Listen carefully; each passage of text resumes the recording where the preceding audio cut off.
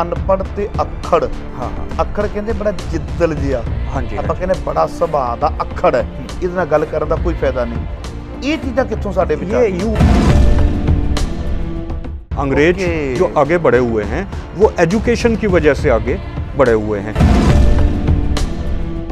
और बम गिरता है तो वो अंग्रेज तो उछलता है, एकदम घबरा जाता है, लेकिन जाट जिसकी ट्रेनिंग भी अभी अच्छी तरीके से नहीं हुई थी वो फिर भी हौसले से लड़ाई लड़ता है।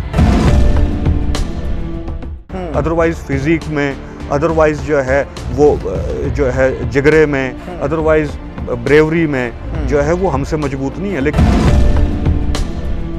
कांग्रेस को जिस कम्युनिटी ने जितना जल्दी छोड़ दिया उसकी उतनी जल्दी तरक्की होती चली, वो उतना आगे बढ़ते चले गए।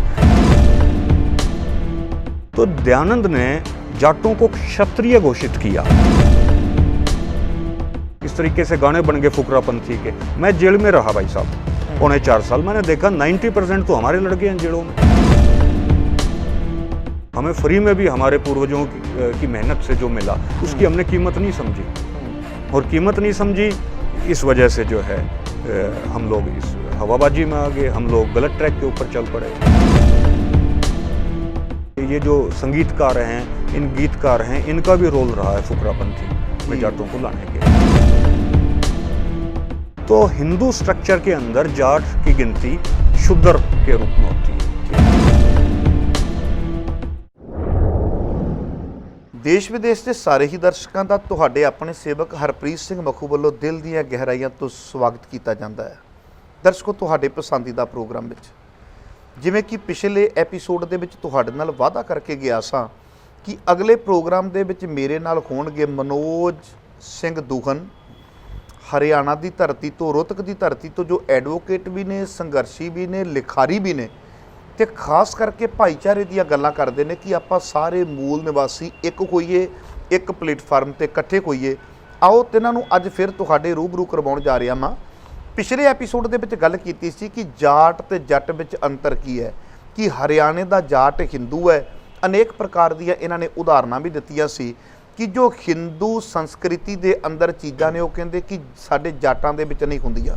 ਇਹਨਾਂ ਨੇ ਉਦਾਹਰਨ ਦਿੱਤੀ ਸੀ ਕਿ ਇੱਕ ਹਿੰਦੂ ਇਸਤਰੀ ਆਪਣੇ ਗਲ ਦੇ ਵਿੱਚ ਮੰਗਲ ਸੂਤਰ ਤੇ ਆਪਣੇ ਮੱਥੇ ਦੇ ਵਿੱਚ ਸੰਧੂਰ ਲਾ ਕੇ ਰੱਖਦੀ ਹੈ, ਉਹਦੇ ਸੁਹਾਗਣ ਹੋਣ ਦੀ ਨਿਸ਼ਾਨੀ ਹੈ। ਤੇ ਵੀਰ ਜੀ ਨੇ ਸਾਨੂੰ ਬੜਾ ਕਲੀਅਰ ਕੱਟ ਦੱਸ ਦਿੱਤਾ, ਕਹਿਣ ਲੱਗੇ ਮੈਂ ਆਪਣੀ ਦਾਦੀ ਦੇ ਗਲ ਦੇ ਵਿੱਚ ਨਾ ਮੰਗਲ ਸੂਤਰ ਕਦੀ ਵੇਖਿਆ ਤੇ ਨਾ ਮੱਥੇ ਤੇ ਕਦੀ ਸੰਧੂਰ ਵੇਖਿਆ। ਔਰ ਖਿਆਲ ਕਰਿਆ ਜੇ ਅਗਲੀ ਐਗਜ਼ਾਮਪਲ ਇਹਨਾਂ ਨੇ ਦਿੱਤੀ ਕਿ ਜਿਹੜੀਆਂ ਹਿੰਦੂ ਔਰਤਾਂ ਨੇ ਉਹ ਆਮ ਕਰਕੇ ਆਪਾਂ ਦੇਖਦੇ ਹਾਂ ਕਿ ਅਨੇਕ ਪ੍ਰਕਾਰ ਦੇ ਵਰਤ ਰੱਖਣੇ, ਛਠ ਪੂਜਾ ਆਦਿਕ ਜੋ ਬਿਹਾਰ ਦੇ ਵਿੱਚ ਹੁੰਦੀ ਹੈ, ਉਹ ਕਹਿੰਦੇ ਕਿ ਸਾਡੇ ਜਾਟਾਂ ਦੇ ਵਿੱਚ ਇਹ ਚੀਜ਼ਾਂ ਵੇਖਣ ਨੂੰ ਨਹੀਂ ਮਿਲਦੀਆਂ। ਸੋ ਕਹਿਣ ਤੋਂ ਭਾਵ ਕੁਛ ਲੌਜੀਕਲੀ ਗੱਲਾਂ ਇਹਨਾਂ ਨੇ ਦਿੱਤੀਆਂ, ਕੁਛ ਆਪਣੇ ਪਰਿਵਾਰਾਂ ਦੇ ਵਿੱਚੋਂ ਦਿੱਤੀਆਂ ਤੇ ਉਦਾਹਰਨ ਦੇ ਕੇ ਸਾਨੂੰ ਦੱਸਿਆ ਕਿ ਹਰਿਆਣੇ ਦਾ ਜਾਟ ਹਿੰਦੂ ਨਹੀਂ ਹੈ। ਆਓ ਆਪਾਂ ਹੋਰ ਵੀ ਬੜੀਆਂ ਗੱਲਾਂ ਕਰਨ ਵਾਲੀਆਂ ਨੇ। ਔਰ ਇਹਨਾਂ ਨੇ ਬਿਲਕੁਲ ਕਲੀਅਰ ਕਰ ਦਿੱਤਾ ਕਿ ਪੰਜਾਬ ਦਾ ਜੱਟ ਤੇ ਹਰਿਆਣੇ ਦਾ ਜਾਟ ਇੱਕੋ ਹੀ ਹੈ। ਫਰਕ ਇਹ ਰਹਿ ਗਿਆ ਵੀ ਇੱਕ ਸਿੱਖੀ ਵਾਲੇ ਪਾਸੇ ਆ ਗਏ, ਦਾਇਰਾ ਵਿਸ਼ਾਲ ਬਣ ਗਿਆ, ਤੇ ਇੱਕ ਨੂੰ ਦਇਆਨੰਦ ਸਰਸਵਤੀ ਜਿਨ੍ਹਾਂ ਨੂੰ ਮਹਾਰਿਸ਼ੀ ਕਿਹਾ ਜਾਂਦਾ ਹੈ, ਉਹਨਾਂ ਦੇ ਯਤਨਾਂ ਦੇ ਸਦਕਾ ਦੁਬਾਰਾ ਫਿਰ ਹਿੰਦੂ ਬਣ ਗਏ ਤੇ ਆਹ ਦੋ ਅੰਤਰ ਰਹਿ ਗਏ। ਆਓ ਇਹਨਾਂ ਦੇ ਨਾਲ ਅੱਜ ਫਿਰ ਗੱਲਬਾਤ ਕਰਦੇ ਹਾਂ। ਪ੍ਰੋਗਰਾਮ ਦੀ ਸ਼ੁਰੂਆਤ ਤੋਂ ਪਹਿਲਾਂ ਮਨੋਜ ਸਿੰਘ ਦੂਹਨ ਦਾ ਸਵਾਗਤ ਕਰਦੇ ਹਾਂ। ਵੀਰ ਜੀ, ਵਾਹਿਗੁਰੂ ਜੀ ਕਾ ਖਾਲਸਾ, ਵਾਹਿਗੁਰੂ ਜੀ ਕੀ ਫਤਿਹ। ਬੜਾ ਚੰਗਾ ਲੱਗਾ ਤੁਹਾਡੇ ਨਾਲ ਗੱਲ ਕਰਕੇ ਜੀ, ਥੈਂਕ ਯੂ। ਇੱਕ ਹੋਰ ਜਾਣਕਾਰੀ ਦਿਓ, ਜਦੋਂ ਆਪਾਂ ਗੱਲ ਕਰਦੇ ਹਾਂ ਜਾਟਾਂ ਦੀ, ਤੇ ਤੁਸੀਂ ਕਿਹਾ ਵੀ ਜਾਟ ਤੇ ਜੱਟ ਇੱਕੋ ਹੀ ਹੈ, ਇੱਕ ਤੇ ਬੋਲਣ ਦੇ ਵਿੱਚ ਅੰਤਰ ਰਹਿ ਗਿਆ। ਜਿਵੇਂ ਪੰਜਾਬ ਦੇ ਵਿੱਚ ਆਪਾਂ ਕਹਿ ਦਿੰਦੇ ਆ ਬਥੇਰੇ, ਤੇ ਤੁਹਾਡੇ ਕਹਿ ਦਿੰਦੇ ਬਤੇਰੇ ਤੱਤੇ ਦੇ ਨਾਲ। ਇਸ ਤਰੀਕੇ ਦੇ ਕੁਝ ਲੈਂਗੁਏਜ ਵਿੱਚ ਅੰਤਰ ਹੋਣ ਕਰਕੇ ਜਾਟ ਤੇ ਜੱਟ ਇਹ ਦੋ ਚੀਜ਼ਾਂ ਆ ਗਈਆਂ। ਦੂਜਾ ਤੁਸੀਂ ਦੱਸਿਆ ਖੂਨ ਇੱਕ ਹੈ, ਸੁਭਾਅ ਇੱਕ ਹੈ, ਜੀਨਸ ਇੱਕ ਹੈ, ਸਾਰਾ ਕੁਝ ਇੱਕੋ ਹੀ ਹੈ। ਪਰ ਯੂਪੀ, ਰਾਜਸਥਾਨ ਤੇ ਪੰਜਾਬ ਸਮੇਤ ਪੂਰੇ ਦੇਸ਼ ਵਿੱਚ ਜਾਟਾਂ ਦੀ ਜਾਂ ਜੱਟਾਂ ਦੀ ਤਰੱਕੀ ਦਾ ਕੀ ਰਾਜ ਹੈ? ਅਦਰ ਕਮਿਊਨਿਟੀ ਵੀ ਬੜੀਆਂ ਨੇ, ਪਰ ਇਹਨਾਂ ਦੀ ਤਰੱਕੀ ਦਾ ਰਾਜ ਕੀ ਬਣ गया? इसकी जाटों की जो तरक्की का जो रीज़न रहा सर, ये रीज़न इसके ब्रिटिश टाइम के अंदर हम लोग इसके रूट्स को पाते हैं। हाँ, ब्रिटिश टाइम में जब फर्स्ट वर्ल्ड वार शुरू हुआ, ठीक है, फर्स्ट वर्ल्ड वार चला 1914 से लेके 1918 तक।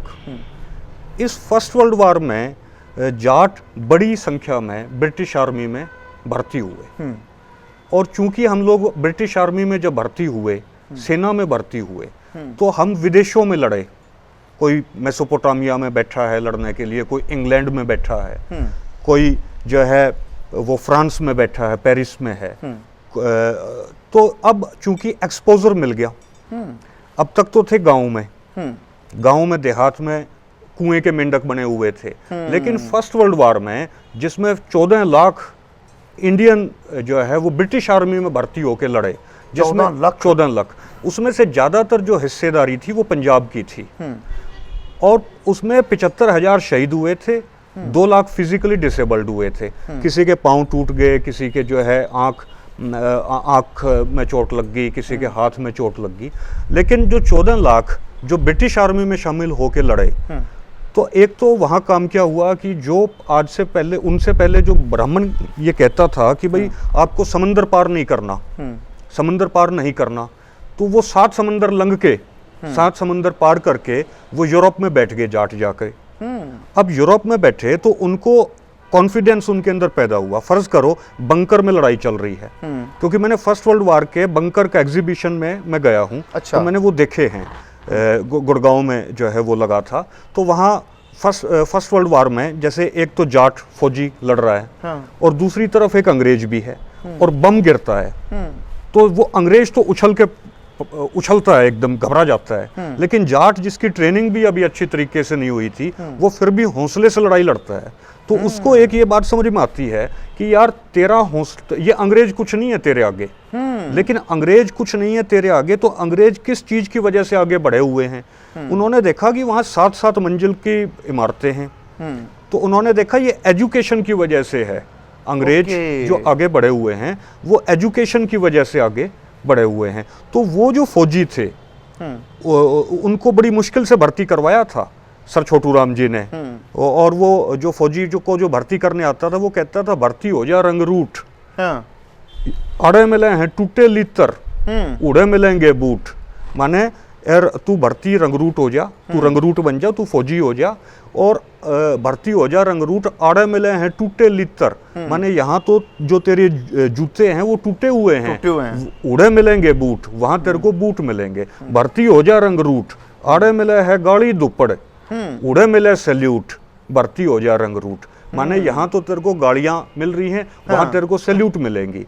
तो वो जो जाट जब भर्ती हुए ब्रिटिश आर्मी के अंदर, और वहां जब गए जब युद्ध के मोर्चे पर, तो एक पंगत में वो खाना खा रहे हैं, क्योंकि सारे फौजी एक पंगत में खाना खा रहे हैं। वहां जाति व्यवस्था को जो है वहां नुकसान हुआ, जाति टूटी, एक्सपोजर वहां मिला, और इनके अंदर, जाटों के अंदर चूंकि एक्सपोजर मिला, तो मॉडर्नाइजेशन जो है वहां से शुरू होता है जाटों का। पहले हम गांव में जो हमारे जो बुजुर्ग थे वो साफा बांधते थे, उसको खिंडवा बोलते हैं, वो बांधते थे, लेकिन फौजी हैट लेकर आए पंजाब में, हरियाणवी पंजाब में, और जो है ये फौजी हैट लेकर आए। फौजी जो है वो उन्होंने देखा कि यार अंग्रेज तो 7-7 मंजिल के मकान हैं उनके, इमारतें हैं, तुम कम से कम एक चौबारा तो चढ़ा लो। हाँ। तो फौजियों ने चौबारा चढ़ाया। फौजी इंग्लिश लैंग्वेज को लेकर आए, फौजी एजुकेशन को लेकर आए। इसलिए रोहतक के अंदर जो जाट हीरोज मेमोरियल स्कूल है, Jat heroes memorial school, Jat heroes memorial college, वो किन हीरोज की मेमोरी में है?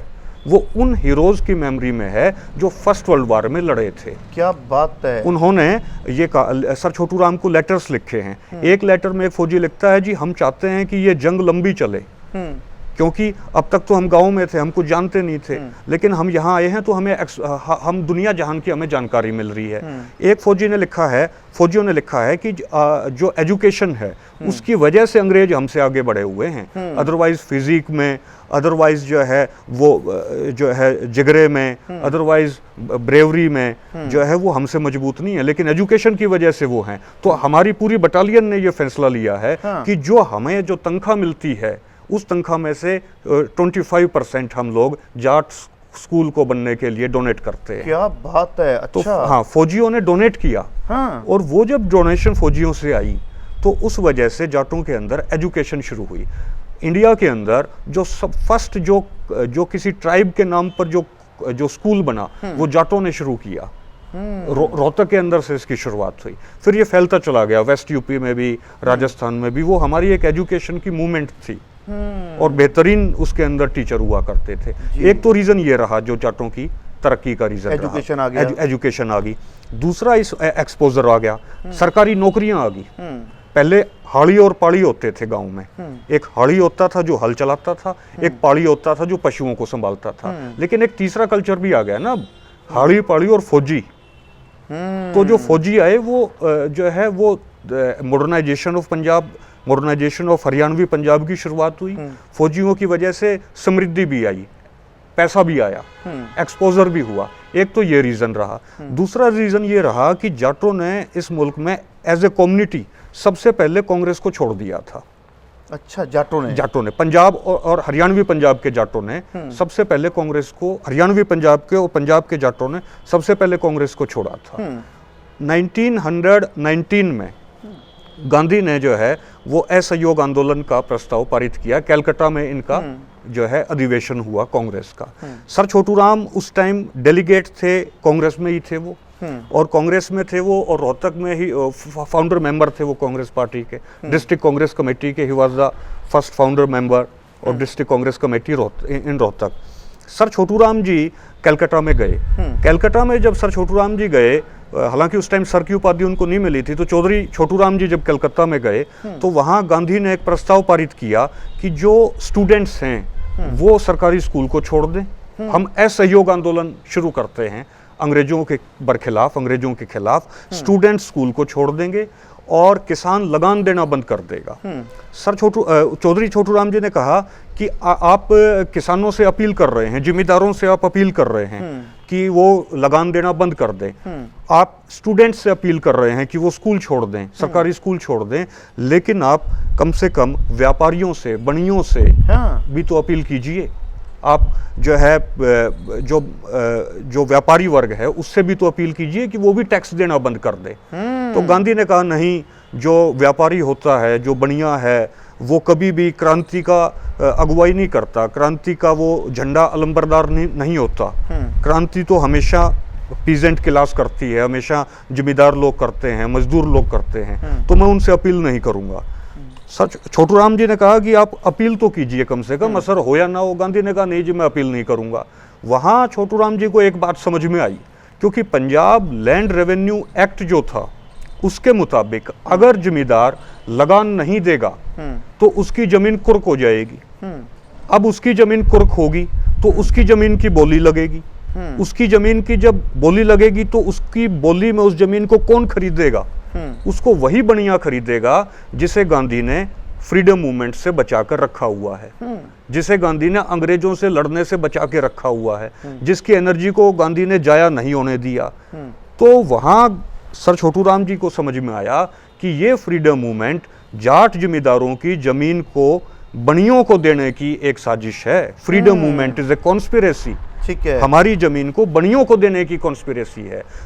छोटूराम जी जब रोहतक में आए तो उनको कांग्रेसियों ने काले झंडे दिखाए। काले झंडे दिखाए तो उन्होंने कांग्रेस को छोड़ दिया। उन्होंने जब कांग्रेस को छोड़ा तो केवल उन्होंने ही कांग्रेस को नहीं छोड़ा, पूरी जाट कम्युनिटी ने कांग्रेस को छोड़ दिया बल्क में। एक आध तो रहे, लेकिन ज्यादातर 95% हम लोगों ने कांग्रेस को छोड़ दिया 1919 के अंदर। तो इस देश के अंदर चूंकि हमने एज ए कम्युनिटी जो है कांग्रेस को छोड़ दिया, और कांग्रेस को जो कम्युनिटी छोड़ती चलेगी उस कम्युनिटी की तरक्की होती चलेगी। डॉक्टर अंबेडकर ने भी छोड़ा कांग्रेस को बाद में। कांग्रेस को जिस कम्युनिटी ने जितना जल्दी छोड़ दिया उसकी उतनी जल्दी तरक्की होती चली, वो उतना आगे बढ़ते चले गए। तो जाटों की तरक्की का जो रीजन रहा उसमें फौज रही, उसके अंदर जो है एजुकेशन फौज के माध्यम से आई। जाट संस्थाएं इन्होंने चलाई एजुकेशन की, और इन्होंने जो है कांग्रेस को जल्दी छोड़ दिया था। ये कारण बन गए, ये कारण बन गए। पर फिर भी जिवें हुण तुसीं एडे कारण दस्से भी एजुकेशन आ गई, पर फिर भी जाटां दी एक पछाण अनपढ़ अखड़ सुभाव वाली भी किया जाता, फिर ये क्यों? ये इसलिए कि मैं जब LLB की पढ़ाई कर रहा था तो LLB की पढ़ाई में मेरे दादाजी मेरे को बोले कि बेटा ये तेरी LLB कितने साल में पूरी होगी? तेरी वकालत की पढ़ाई कितने साल में पूरी होगी? तो मैंने कहा दादाजी ये 5 साल का कोर्स है, 5 साल में आप कर लेंगे इसको। तो बोले नहीं तू करेगा 7 साल में, 7 साल में, 7 ईयर्स, 7 साल में। तो मैंने कहा दादाजी 7 साल में क्यों करूँगा? तो उन्होंने कहा बेटा तेरा बापू ही तो पढ़ा है, हमारे पूरे परिवार में तेरे पिताजी ही तो पढ़े हैं, तो जाटों का दिमाग है सहज सहज खुलेगा। अच्छा। माने जाटों का दिमाग है ये धीरे धीरे खुलेगा। तो हमारा जो दिमाग जो अब तक बंद करके रखा हुआ था वो अब धीरे धीरे खुलना शुरू हुआ। वो पूरे तरीके से नहीं खुल पाया, आज भी नहीं खुल पाया है पूरे तरीके से। तो इस वजह से जाटों को अक्खड़ और ये जो है ये कहा जाता है। और जिवें तुसी गलबात कीती है, और हालांकि बदनामी भी जो है वो जो हमारे जो अपर कास्ट हिंदूज हैं वो हमारी करते हैं। जैसे सिखों पे भी तो कितने चुटकुले बनाए सर इन लोगों ने, ऐसे जाटों पे भी चुटकुले बनाए। हाँ। अलग नहीं है ना हम, ये तो जो प्रोग्रेसिव कौम होगी, क्योंकि हम इनके बहकावे में कम आए। ओके। हम इनके बहकावे में कम आए। लाहौर की तरफ हमारे जो जाट थे वो मुसलमान बन गए, हाँ। पंजाब के जो जाट थे वो सिख बन गए, जो हरियाणवी पंजाब के जो जाट थे वो आर्य समाजी जो है गलती से बन गए, वो सिख नहीं बन पाए। लेकिन हमारी हिस्ट्री तो ये है ना कि ये फिनिक्स हैं, ये कभी भी खड़े हो जाएंगे और ये कभी भी तुम्हारी मुखालफत जो है कर देंगे, इसलिए इनको बदनाम करो, इनका मोरल डाउन करो। तो ये भी रीज़न रहा। एक ये भी कारण रहा, एक अनपढ़ता का कारण जाटां या जट्टां दे विच ये भी रहा है। मान लो एक बच्चा है, ਉਹਦਾ बाप ਉਹਨੂੰ ਇਹ ਗੱਲ ਕਹਿ ਦਿੰਦਾ कि बेटा पढ़ ला, पढ़ेगा सोहनी रोटी खा लेगा, नहीं तो मैं तो औखे सौखे तुहानूं पढ़ा ही सकदा वां, कपड़ा लीड़ा लैके दे सकदा वां, होर इस तो अगे कुछ नहीं। कई बार ऐसा भी हो जाता है भी जे किसी बच्चे के नंबर घट आउण तो कोई कह दे भी तेरे नंबर घट बहुत आए है, बहुत घट नंबर आए है, तो कहता कोई ना, जे नंबर पास ना हो सके 4 किले है वालांगे आपां, अपने को 4 डंगर ने आपां दुध बेच लांगे। किते तुहानूं लगदा नहीं कि जिहड़ी जमीन है ये भी साडी एजुकेशन दे विच एक रुकावट बनी, जदकि चाहीदा ते इह सी भी साडे कोल साधन आ गया जमीन दा, ਇਹਦੇ ਵਿੱਚੋਂ जो बनेगा ਉਹਦੇ ਵਿੱਚੋਂ ਅਸੀਂ ਆਪਣੇ ਬੱਚਿਆਂ ਦਾ ਫਿਊਚਰ ਸਿਰਜ ਲਈਏ। ਕਈ ਵਾਰੀ ਬੱਚੇ ਇਸ ਗੱਲ ਦੇ ਵਿੱਚ ਅਵੇਸਲੇ ਵੀ ਨਹੀਂ ਹੋ ਗਏ ਲੈਂਡ ਆਉਣ ਦੇ ਕਰਕੇ। सर उस लैंड की वजह से ਵਿੱਚ ਵੀ ਜੱਟਾਂ ਨੂੰ ਦੇਖੋ किस तरीके ਦੇ ਨਾਲ फुकरे बनाता। हाँ, लैंड की वजह से जो हमारी मेंटलिटी है वो लठमार की होगी, जो स्वाभाविक भी है, क्योंकि इस ज़मीन को हमने जो है बड़ी मुश्किल से जो है वो डांट के रखा। विदेशी हमलावर आए लेकिन हमने इसको रखा ना, हम टिके रहे। हाँ। वो लाठी के दम पे टिके रहे, अपनी तलवार के दम पे टिके रहे। अदरवाइज तो इन्वेडर्स बहुत आए इस मुल्क के अंदर। तो उसकी वजह से क्या हुआ, आप देखेंगे ब्राह्मण जो है ना वो सबसे ऊपर मानता है बुद्धि को, उसके बाद मानता है वो पैसे को, और सबसे जो तरले दर्जे पे मानता है, तीसरे नंबर पर मानता है वो लाठी को। जो क्षत्रिय है तलवार को, जो बनिया है बनिया सबसे ऊपर मानता है पैसे को, फिर मानता है वो बुद्धि को, और फिर वो मानता है लठ को। लेकिन जो शूद्र समाज है वो सबसे ऊपर मानता है लठ को, सब दूसरे नंबर पर मानता है वो पैसे को, और बुद्धि को वो सबसे नीचे मानता है। और लठ को इसलिए मानता है क्योंकि उस लठ के कारण ही वो लोग आज तक सर्वाइव करते आए हैं कि ज़मीन जो है वो इन्वेडर्स तो बहुत आए यहाँ पर। तो इस वजह से हमारी ज़मीन की वजह से हमारी जो मेंटलिटी है वो लठमार बन गई, और वो हमारे डीएनए में चीजें आ गई। ओके। तो अब चूंकि डीएनए में आ गई तो वक्त लगेगा। जगजीत सिंह का है ना गाना कि लंबी दूरी तय करने में वक्त तो लगता है, और तो ये अभी वक्त लगेगा, लेकिन आ जाएगा। सीजनड हमारे बच्चे हो रहे हैं, हम लोग सीजनड हो रहे हैं, धीरे धीरे हो जाएंगे। जिवें तुसीं ये गल दस्सिया भी ਜ਼ਮੀਨ ਜਿਹੜੀ ਹੈ ਉਹ ਵੀ ਕਿਤੇ ਨਾ ਕਿਤੇ ਸਾਡੇ ਡੀਐਨਏ ਵਿੱਚ ਚੀਜ਼ ਆ ਗਈ ਵੀ ਸਾਡੇ ਕੋਲ ਹੈਗੀ ਹੈ। ਹਾਂਜੀ ਹਾਂਜੀ। ਤੇ ਆਮ ਕਰਕੇ ਜੱਟਾਂ ਦੇ ਮੁੰਡਿਆਂ ਨੂੰ ਰਿਸ਼ਤਾ ਵੀ ਜਿਹੜਾ ਉਹ ਜ਼ਮੀਨਾਂ ਵੱਲ ਵੇਖ ਕੇ ਹੀ ਹੁੰਦਾ ਹੈ ਕਿ ਜੱਟਾਂ ਵਿੱਚ ਵੀ ਇੰਜ ਹੀ ਹੁੰਦਾ ਹੈ, ਅਗਲੇ ਪੁੱਛਦੇ ਵੀ ਕਿੰਨੀ ਹੈ, ਤੇ ਜੱਟਾਂ ਦੇ ਵਿੱਚ ਵੀ ਇਸ ਤਰ੍ਹਾਂ ਹੁੰਦਾ, ਭਾਵੇਂ ਪੜ੍ਹੇ ਲਿਖੇ ਯੁੱਗ ਦੇ ਵਿੱਚ ਵੀ ਆ ਗਏ ਤਾਂ ਵੀ ਕਿਤੇ ਨਾ ਕਿਤੇ ਜ਼ਮੀਨ ਫਿਰ ਵੀ ਆਪਾਂ ਪੁੱਛਣ ਲੱਗ ਪਏ ਹਾਂ। ਇੱਕ ਹੋਰ ਕਾਰਨ ਦੱਸ ਦਿਓ ਵੀ ਜਿਵੇਂ ਅਨਪੜ੍ਹ ਤੇ ਅੱਖੜ। ਹਾਂ ਹਾਂ। ਅੱਖੜ ਕਹਿੰਦੇ ਬੜਾ ਜਿੱਦਲ ਜਿਹਾ, ਹਾਂਜੀ ਆਪਾਂ ਕਹਿੰਦੇ ਬੜਾ ਸੁਭਾਅ ਦਾ ਅੱਖੜ ਹੈ, ਇਹਦੇ ਨਾਲ ਗੱਲ ਕਰਨ ਦਾ ਕੋਈ ਫਾਇਦਾ नहीं। ये चीज़ें कित्थों साडे विच आ गईं? ये यूं आई भाई साहब कि दयानंद ने जाटों को क्षत्रिय घोषित कर दिया। हाँ।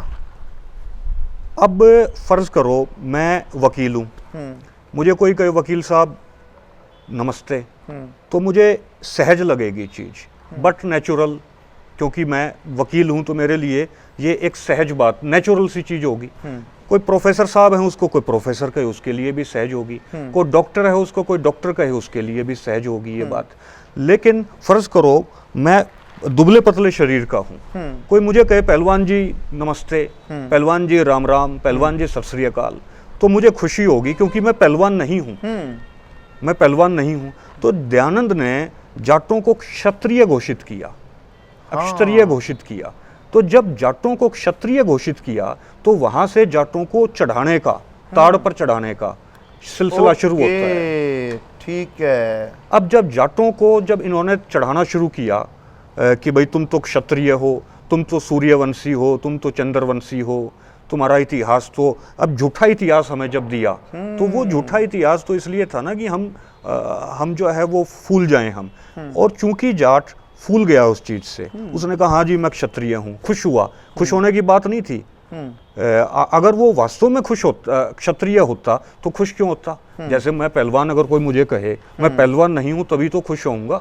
तो जब जाटों को क्षत्रिय कहा, क्षत्रिय ये थे नहीं, आज तक इनको शूद्र कहते आए थे ब्राह्मण, आज तक इनको चंडाल कहते आए थे, आज तक इनको नरभक्षी कहते आए थे, अब इनको क्षत्रिय कह दिया तो ये चढ़ गए। और फिर 2 कदम आगे चलने की हमारी आदत है ही। 2 कदम आगे चल के खुद ही जाटों के लड़के जो है, मैं देखता हूँ हरियाणवी पंजाब में गाड़ियों के पीछे लिखते हैं 16 दूनी 8, माने खुद अपने बारे में कह रहे हैं 16 दूनी 8। हाँ। और इस चीज को गर्व की बात ये बता रहे हैं। इसका कारण क्या? इसका कारण मेंटलिटी ऐसी होगी ना, उल्टे जो है उलट लग्गी। उलट लग्गी का मतलब ये है कि भाई हमें जो सीधा रास्ते पे चलने चाहिए था वो हमारा रास्ता उलट हो गया और हम उलट चीजों में अपना गर्व महसूस करने लगे। 16 दूनी 8 लिखा हो तो समझ लो भाई ये जाट का छोकरा, ये जाट का लड़का। और जाट खुद लिख रहे हैं इस चीज को कि 16 दूनी 8 रहन दे, हम जाट हैं तो हमें जाट रहन दे। इस तरीके से गाने बन गए, इस तरीके से गाने बन गए फुकरापंथी के। मैं जेल में रहा भाई साहब 4.25 साल, मैंने देखा 90% तो हमारे लड़के हैं जेलों में, हरियाणवी पंजाब में। हाँ 90% तो हमारे लड़के हैं। क्यों हैं? इसी हवाबाजी के चक्कर में। और ये हवा, हालांकि ऐसा हमारे पूर्वजों का स्वभाव नहीं था। हमारे 1875 से पहले हमारे जो पूर्वज थे, हमारे जो एंसेस्टर्स थे, उनका स्वभाव नहीं था। उनका मेहनत करके खाने का स्वभाव था। वो मेहनत करते थे, इन बातों के लिए कहाँ टाइम था।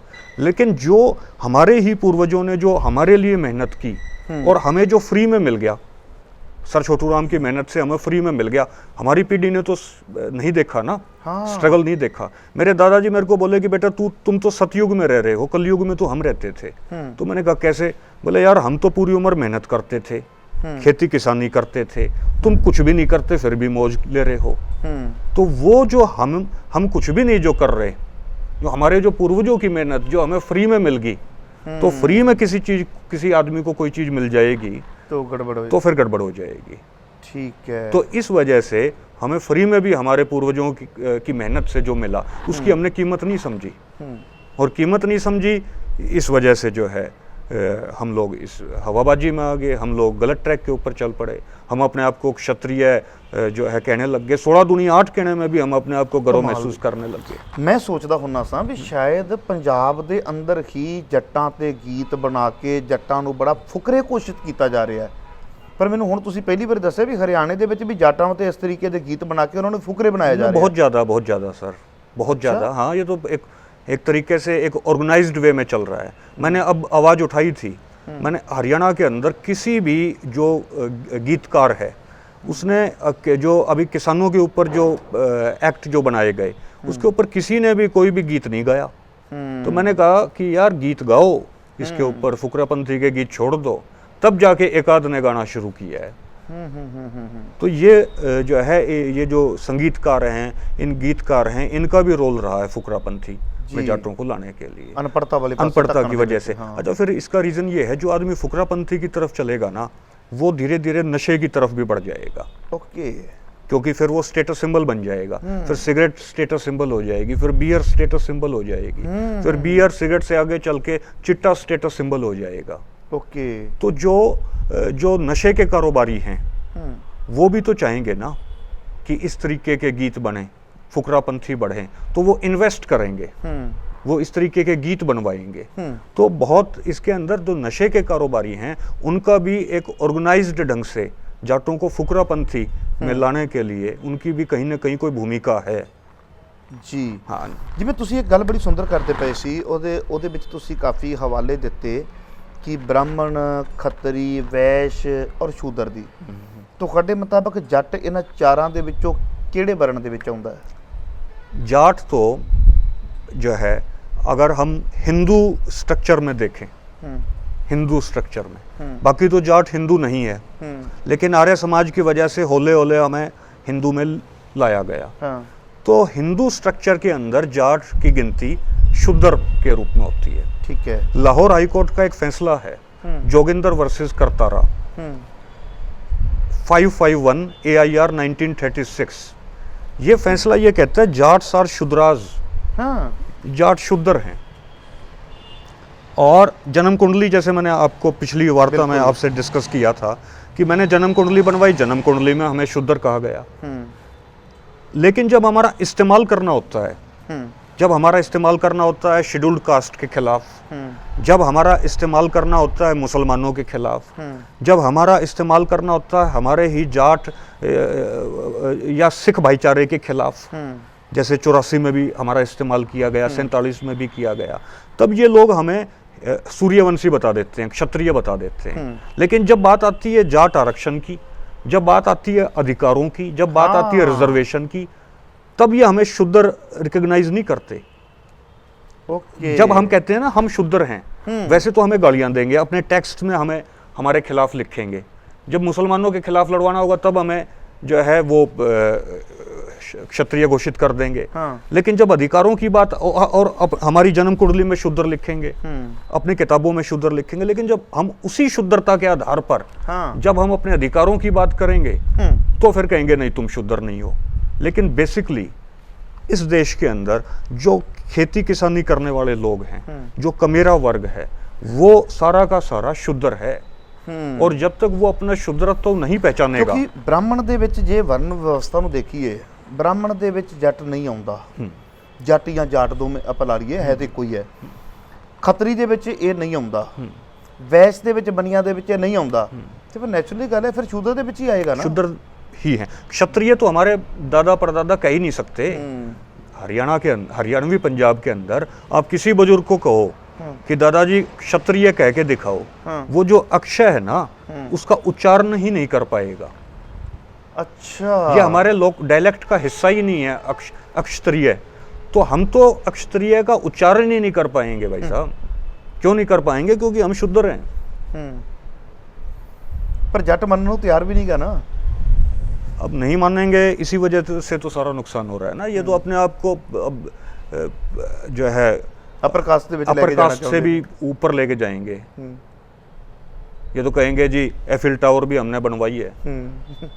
ये तो मैं कहना जी, मैं एक दिन एक ਲੈਕਚਰ ਦੇ ਵਿੱਚ ਇਹ ਗੱਲ ਕੀਤੀ ਸੀ, ਲੌਜੀਕਲੀ ਗੱਲ ਕੀਤੀ ਸੀ, ਔਰ ਮੇਰਾ ਬਹੁਤ ਵੱਡੇ ਪੱਧਰ ਤੇ ਵਿਰੋਧ ਹੋਇਆ। ਹਾਂਜੀ, ਬਹੁਤ ਵੱਡੇ ਪੱਧਰ ਤੇ ਵਿਰੋਧ ਹੈ ਵੀ ਹਰਪ੍ਰੀਤ ਸਿੰਘ ਮਖੂ ਨੇ ਇਹ ਲੈਕਚਰ ਦੇ ਵਿੱਚ ਗੱਲ ਕਹੀ ਹੈ, ਇਹਨੂੰ ਆਪਣੇ ਸ਼ਬਦ ਵਾਪਸ ਲੈਣੇ ਚਾਹੀਦੇ ਨੇ।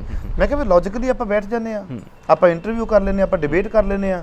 ਡਿਬੇਟ ਦਾ ਹਿੱਸਾ ਤੁਸੀਂ ਵੀ ਬਣ ਜਾਓ, ਇਧਰ ਦੋ ਵਿਦਵਾਨ ਡਿਬੇਟ ਦਾ ਹਿੱਸਾ ਬਣ ਜਾਂਦੇ ਨੇ। ਹੁਣ ਦੇਖੋ, ਡਿਬੇਟ ਦਾ ਹਿੱਸਾ ਤੇ ਉਹੀ ਬਣੇਗਾ ਜਿਹਨੇ ਬ੍ਰਾਹਮਣਵਾਦ ਨੂੰ ਸਮਝਿਆ ਹੋਇਆ ਹੈ। ਡਿਬੇਟ ਦਾ ਹਿੱਸਾ ਉਹ ਨਹੀਂ ਬਣੇਗਾ ਜਿਹੜਾ ਲੱਠ ਮਾਰ ਚੱਲੇਗਾ, ਜਿਹੜਾ ਕਹੇਗਾ ਨਹੀਂ ਅਸੀਂ ਹੈ ਨਹੀਂ।